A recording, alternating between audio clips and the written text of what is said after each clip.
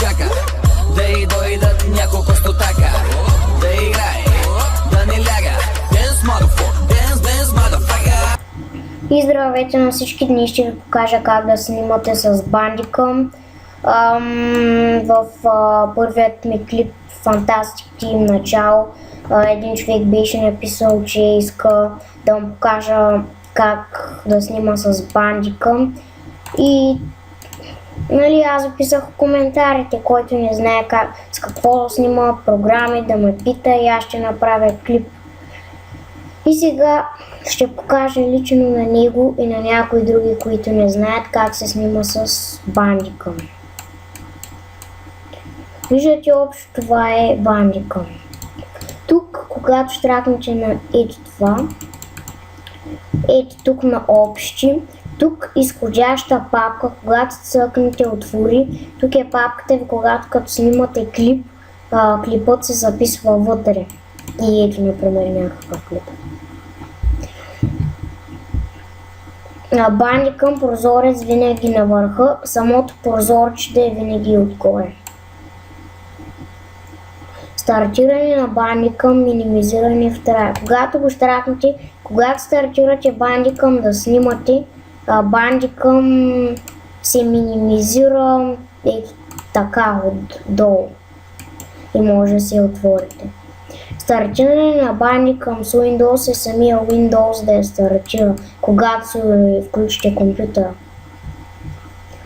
Тук автоматичен запис, кога да спри, може да се го направите на еди колко, но аз ми е на 40 минути. FPS. FPS е когато почнете да снимате, да излизат едни числа, които може да са в левия ъгъл, в десния, долния, виждате, ето тук може да го сменяте. Клавиш с F9 да се сменя, вижте. Shift плюс F9 и после пак. И после Shift плюс F9, то трябва да се сменя, но аз по принцип не искам.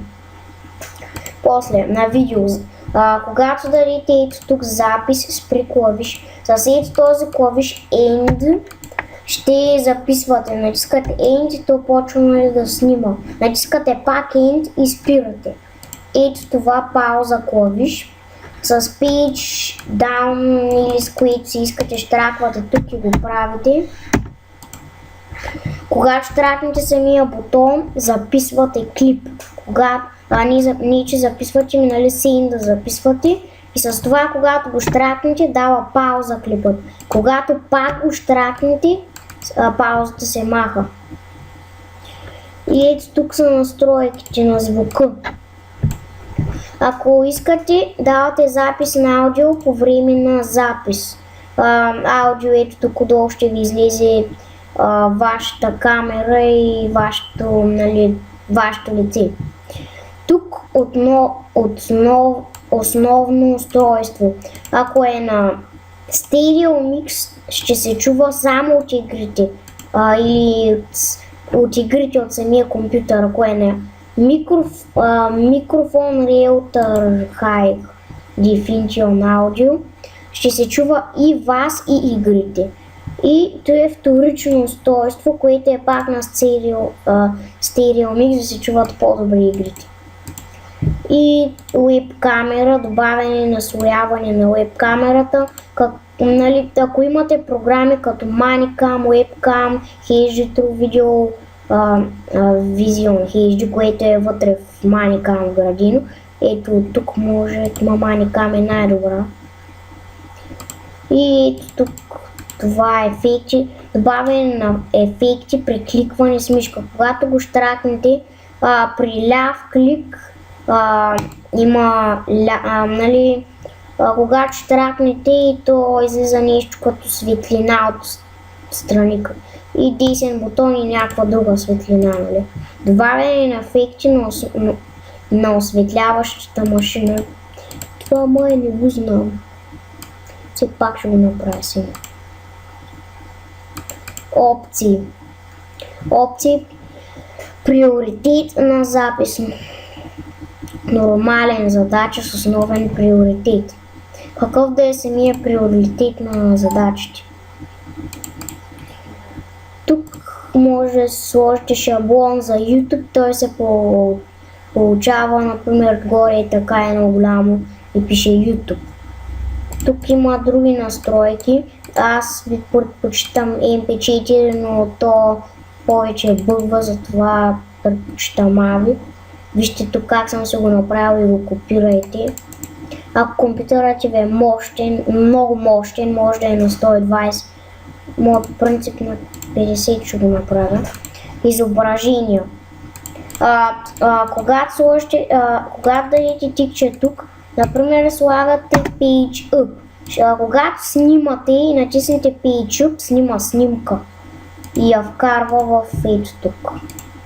Може, когато дадете на тия три точки, да смените папката, в която искате да сложите, да се записват клиповете. Тия неща не ви трябват. Ето тук. Това е когато снимате на работният под, а това беше за игрите, когато ви обясних. Работният под. Тук на общи пак папката е това на видео. Пак както ви обясних, настройките са абсолютно същите, само че тук се го настройвате една. Само че единствената разлика, че на игрите излиза FPS, а на екранът не излиза. Това е единствената разлика. Ето от тук също може отваряне на изходящата папка. Ето от тук също може да намирате къде записвате. И ако това нещо по принцип то ви излиза нещо такова, когато се инсталирате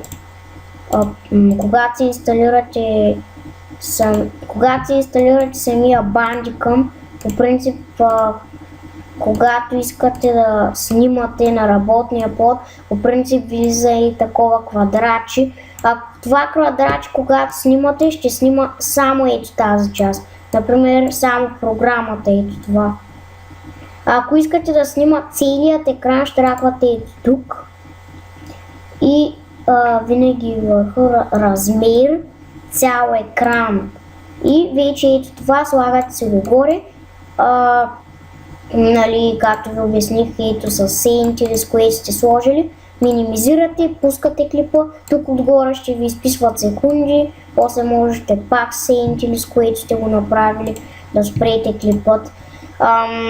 Май ви обясних са абсолютно всичко за Bandicam. Ако искате за нещо друг да ви обясня, по принцип ще правя другата седмица нови клипове. Това беше от мен, пишете коментари, абонамирайте се, пишете коментари и не забравяйте да дадете лайк на клипа. Ако имате пак някакви въпроси, пишете ги. Добре, това беше от мен, чао!